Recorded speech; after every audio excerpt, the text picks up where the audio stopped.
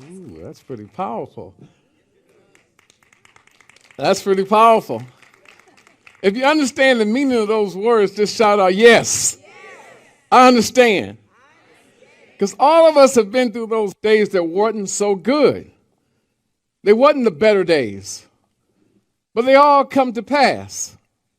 This too shall pass. Isn't that right? This too shall pass. It came to pass. Maybe all stand. Just want to remind us of something. That God is good and all the time.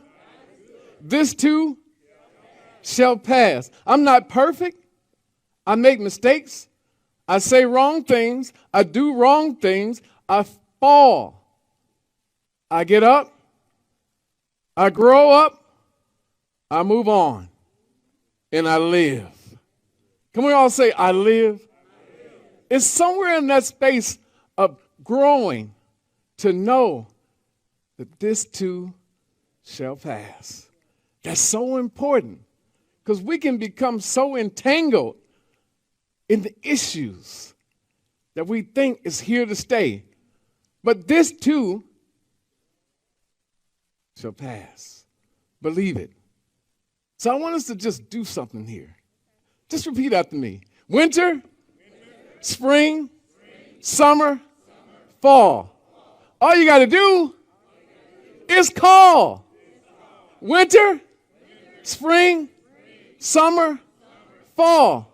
All you got to do is call on a higher consciousness. That's all you have to do. It matters not the season. It's just the knowledge of knowing that I can call that matters. You may be seated. It's the last quarter of the year. If I'm accurate, 48 days left in 2022. Less than 50 days to go. And I sense the urgency of the moment. I feel like I have to find a way to finish the year strong. Can anybody relate to me? Like I got some unfinished business that I need to get finished with before I go into 2023. Anybody relate to me? 48 days left, and the urgency of now is upon us. Philippians 4:8 says, finally, brothers and sisters, whatever is true, whatever is noble, whatever is right, whatever is pure, whatever is lovely, whatever is admirable, if anything is excellent or praiseworthy, think about such things. Think about that right now. Drift off into the notion of I'm going to travel this journey with only one focus. Nothing else matters but whatever is true, noble, right, pure, lovely, admirable, excellent. That's all I'm going to focus on. And all the other things, I'm going to let them fall by the wayside. Can we do that? Can we do that? Can we get ourselves in that mindset? I got 5% of you saying, yeah. Yeah. I got a couple maybes. Now, H. Emily Cady said in Lessons in Truth, in the first chapter, she poses a dilemma for us. She talks about bondage or liberty. Being in bondage of expressing yourself with liberty. Do we know what it is to be in bondage? Spiritually, mentally, physically, financially, even relationship. Don't look at the person next to you if it's your significant other. But think about that. Bondage or liberty. Which one do you prefer? And justice for all. But think about that. Bondage or liberty. And then she goes into talking about the taskmasters that we serve every day. One of three taskmasters. Some of us serve all three taskmasters.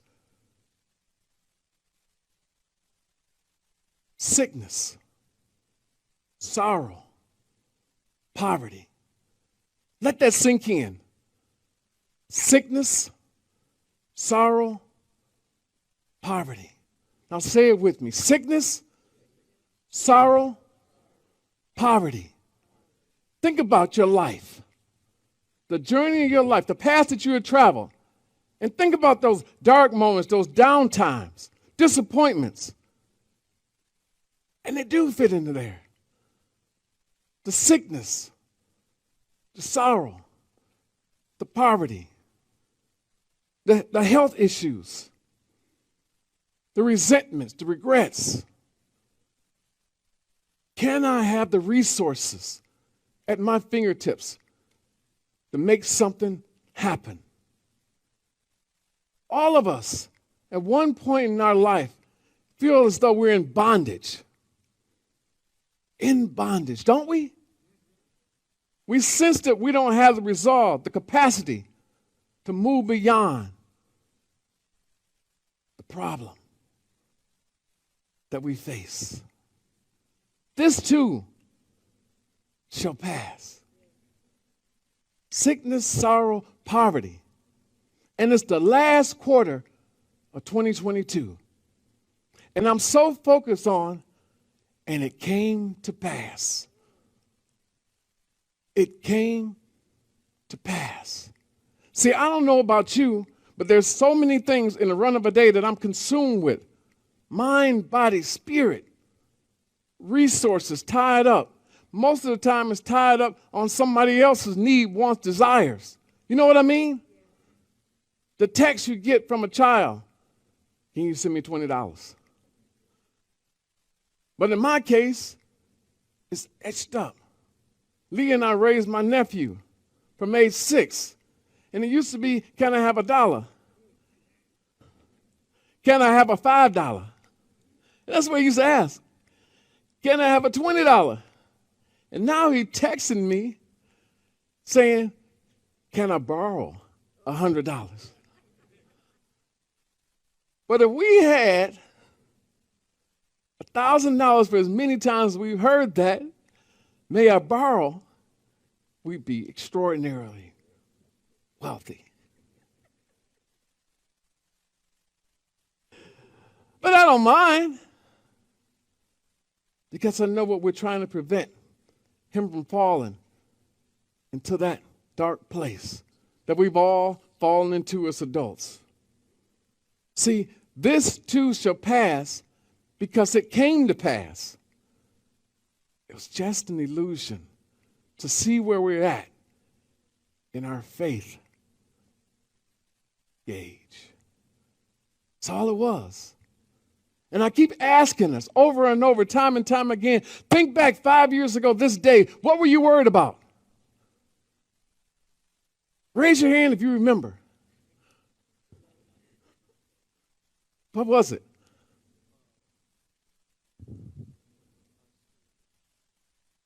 School and financial problems. So it all comes back to it. We worry. We wander. We drift away from the past. And so when we say it came to pass, there has to be a willingness to move beyond what you see, what you feel, what you're experiencing. But the question is, are you willing to do that? Really willing to do that? Because when you say it came to pass, it means I'm ready to move on. And so it's like we say prayer and meditation go hand in hand, right? We always hear about prayer and we hear about meditation. Isn't that right? And so when we hear about prayer, most often we put ourselves in a position of telling God what we don't have, what we need, when we need it, and how we need it, don't we? We go to God with a long list, like God is a stranger to us. It's our first date. But this is what I want in a man. This is what I want in a woman. My laundry list. God, remember, God is the creator of you, right? So God knows you, right? And so there's no need for you to go and act like God is a stranger with your long laundry list of things that you need, right? But why do we do that? Why do we do that? You just said we don't have to do it. Why do we do it? Lord, here I am on bended knees. God sees you already on bended knees. Now let's go to prayer. Prayer. God's Spirit in you, right? We know this, right? God's Spirit is in us. God has created us in His image and likeness, right? These are lessons in truth today. God made us in His image and likeness. And so prayer is really done just to recenter ourselves, realign ourselves with God's Spirit that lives within, right? No trick questions here today. So you can say, yes, amen, Reverend Glenn. That's okay. So prayer is just a realignment, a recentering of ourselves, right? To truth, right? And so if we know the truth, we should live by the truth, right? Do you struggle with that like me? Yes. I struggle with the truth. Tell me the truth. Can somebody tell me the truth? The truth is in the Word. Now, then we go from prayer. We made the connection, right? The recentering, the realignment with the Christ Spirit that's in us. And then we move from prayer to meditation. Can we say meditation? Now, meditation, you'll see 1,000 different definitions. I spent some time this week researching meditation. Although I've been engaged with meditation for I don't know how long, at least 40 years. I'm a visual person. And so I visualize what I want next. I visualize everything. Anytime I have anything, a meeting, a speaking engagement, a message for this audience, I visualize what I want. The 5 senses to experience. So meditation is space created to take your recentering and your realignment with the truth of the Christ power to the next level. Now, I want to talk to you about this. Because we say we're made in the image and likeness of God, right? And now if we say we're going into meditation, why are we going into meditation? We're going into meditation to make something happen, right? We want to manifest something different, right? All of us want something different, right? Daisy Mae, you want something different, right? I love calling her Daisy Mae. That was my aunt's name. But we all do. We don't pray and meditate unless we're serious about something becoming new. Is that right? And if you're bashful about this, because I hear a lot of bashful prayers and bashful meditations. Lord, all I want to do is make it to the next day.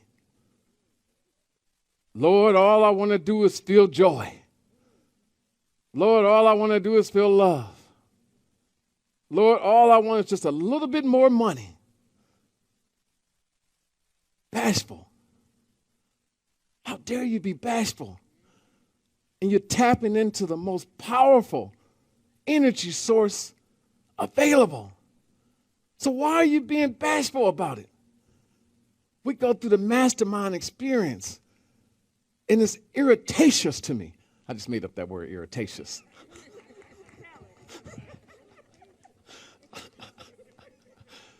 But it's irritatious to me, Paul, when you're tapping into this magnificent force field of energy that's capable of creating anything.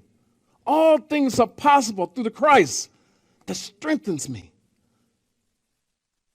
And then we ask for little things, little chicken McNuggets. Give me a chicken McNugget. Why not get the whole chicken? If the objective is to get some chicken, why are we asking for chicken McNuggets? So why not tear the roof off of your limitations? Remember that song? Tear the roof off the sucker, tear the roof off the sucker, tear the roof off the sucker, tear the roof off your limitations in your mind, your body, your spirit.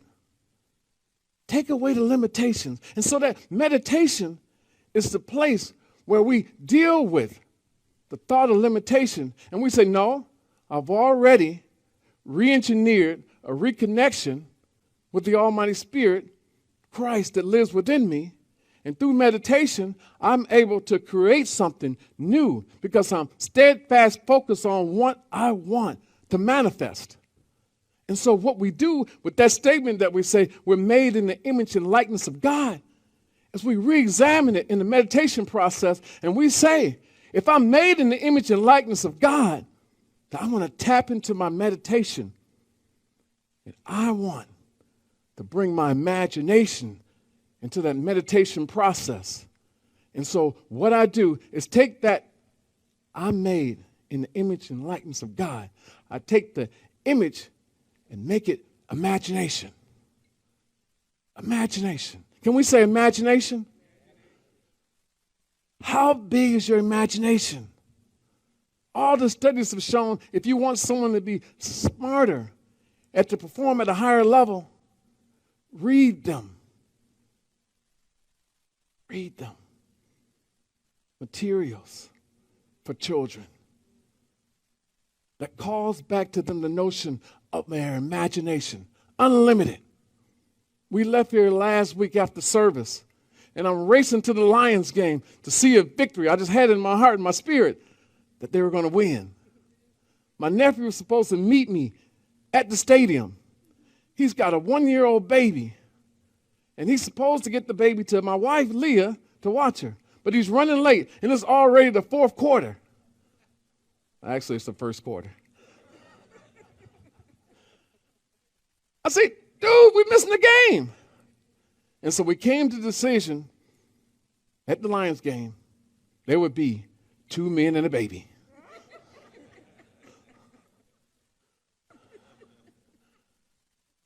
So there we are with a little baby. She can't talk. She just started walking about a month ago.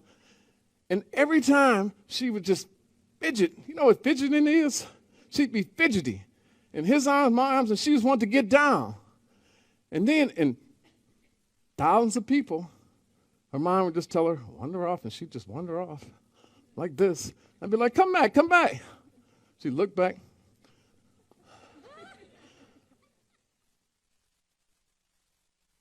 But in her mind, there was no danger. There was nothing to fear. And so she just kept on enjoying the experience. I'm worried because I hear Leah's voice in my head saying, you don't do well with kids.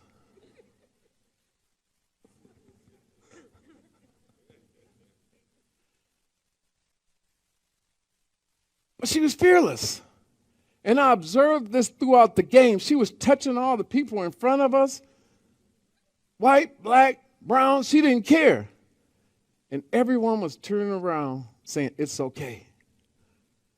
One man from Alpena sits in front of me. He turned around at one point and said, if she stops being fearless and stops being adventurous, she'll be like us. And a part of her will not live. Is that powerful or what? And so we take the meditation process and we say, I'm made in the image and likeness of God. And I take that word image and I transform it into imagination. And Reverend Wilmer got it started with the Motown hits, but then it just becomes life. And it's just my imagination running away with me. Remember that song? It was just my imagination running away with me.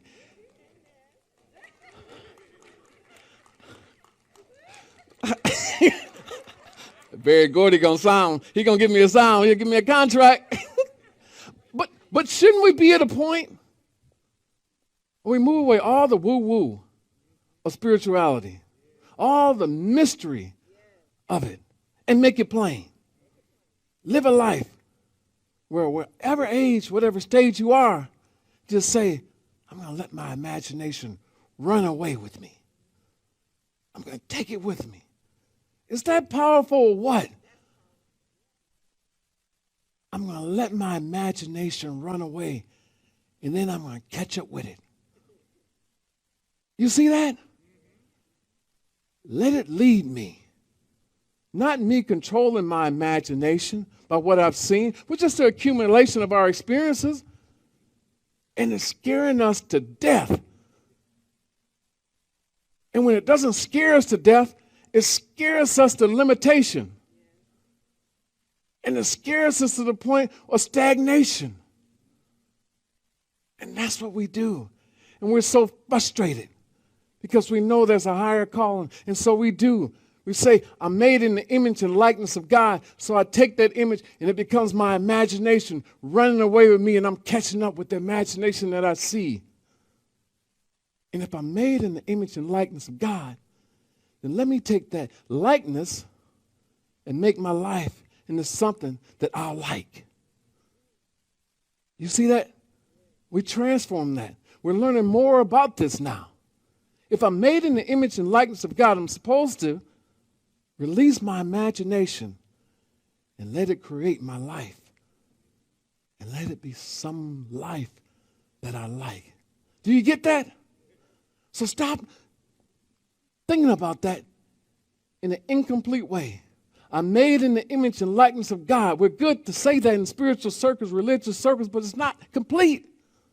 If I'm made in the image and likeness of God, I pull out my imagination, let it run away with me. I catch up with it to create a life that I like. That's what it's all about. Have you taken the time to visualize the life that you want?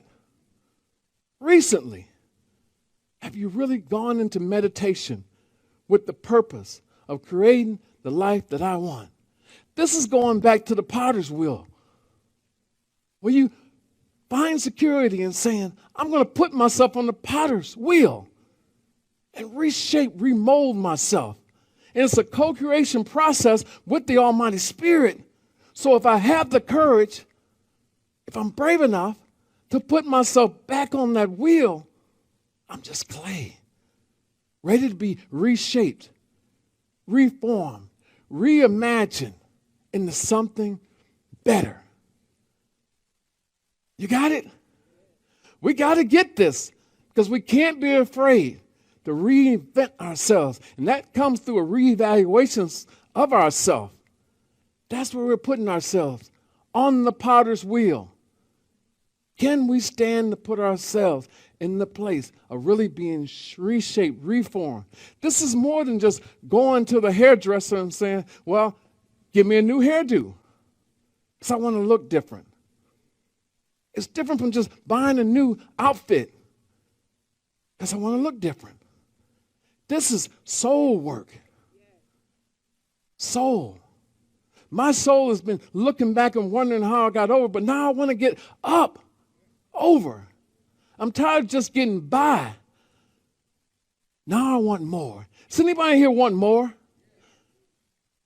We don't come to Renaissance Unity because we want less.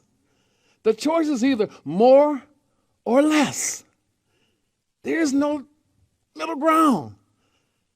It's just like my mother used to tell my sisters, be careful, because there's no such thing as a little pregnant.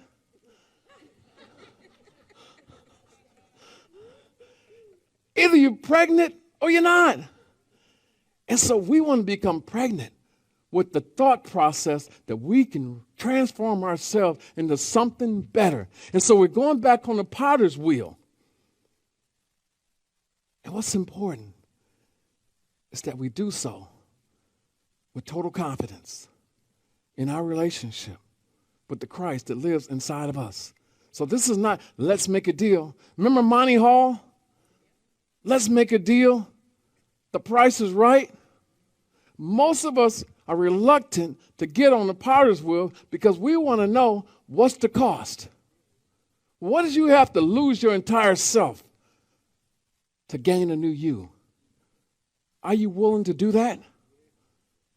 Are you willing to lose it all so you can gain more, better, bigger? Wayne Dyer used to say, you will see it when you believe it. That's different from when I see it, I believe it. That's most of us, right? I believe it when I see it. We always do that. We say, I believe, but I'm not sure. Mark 9:24 says something significant. Lord, I believe, but help my unbelief. That's where most of us live. Do you believe? Do you believe? But then there's this little side of us that says, I believe, but help my unbelief. Remember, this was a passage in Mark where a father's son was possessed with an unclean spirit. And he went to the 12 disciples and said, can you get this unclean spirit out of my son? He's having convulsions. I don't recognize him. The 12 disciples couldn't do it. And so that father saw Jesus coming up the roadway. And he ran to him. Got down on his knees and said, will you help me? And Jesus says, where's your faith? Do you believe? And he said, Lord, I believe, but help my unbelief. How paradoxical is that phrase? The paradox. To believe and not to believe. To believe and not to believe. That is the question. But where are we today? Do you believe and not believe, or do you just believe? That's what we have to deal with inside. It's soul work. But it's work that's worth it. What's your greatest pain? What's your greatest doubt? What's the dilemma that's been lingering on too long for you? Ask yourself that. I do believe, but help me with my unbelief. So your faith is not gone. You just need to learn where to look for it. You ever misplace your keys? Your shoes? Your watch? Your ring?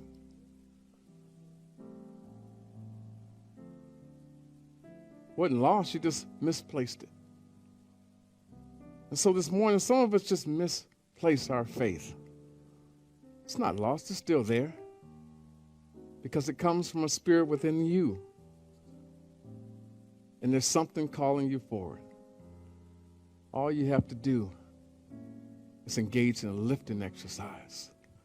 Anybody ever engaged in a lifting exercise? Do like this and lift up. Lift up. And when we lift them up, we're raising the roof.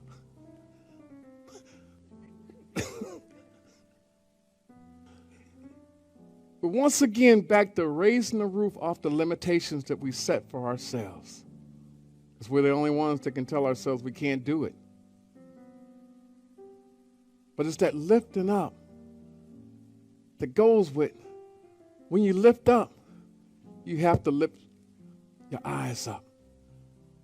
And why do we lift our eyes up? We lift our eyes to the hills, to the heavens, from which our help comes from. If we can remember that, just keep lifting as we climb. And knowing that when we lift, we're lifting off those limitations. And as we lift off that lid of limitations, we see the heavens, the highest of heavens. And we know that all things really are possible. Prayer is a good thing, but meditation is even better because it locks us into our potentiality. And when we're living on our potential, we know that we can do all things. Can we just take a moment and meditate? Get in your mind as you close your eyes. This is a hostile takeover of your mind, your body, and spirit from all external things that cause you to see lack and limitations and poverty. See yourself emerging, becoming light, and raising up to the next level of you, the next version of you. See yourself on the potter's wheel. See yourself co-creating with God a new, a better you. Now open your eyes.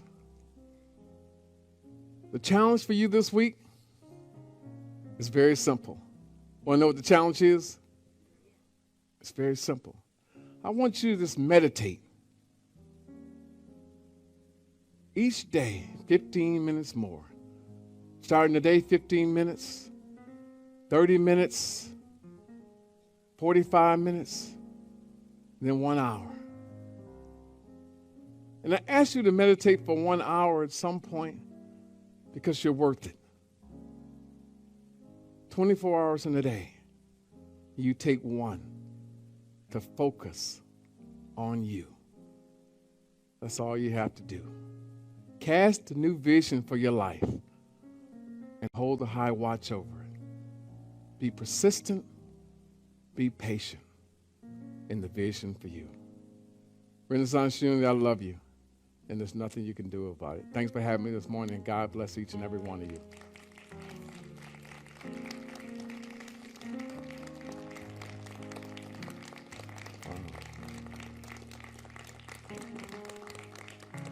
Thank you.